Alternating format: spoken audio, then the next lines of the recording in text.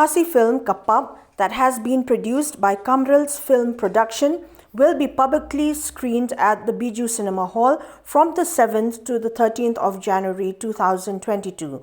The film has been directed by KITRINA NONGRUM and produced or funded by BANTEI SAWKMIE.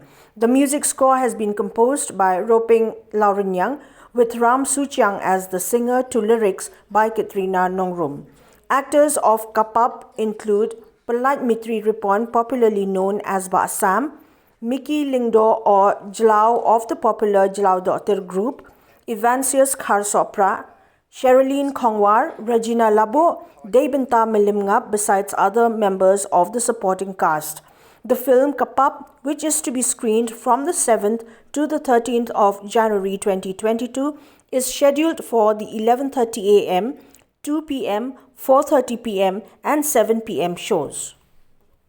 Kadon ko ka film Khasi ka baay karteng Kapap ka baay niyan sa pag-ipat ba no po Bijou Cinema Hall nadu kan new trick ter hadu ka khatlai trick jong mataw banai January arajar apuar ti diap hakabedi berkeni ka film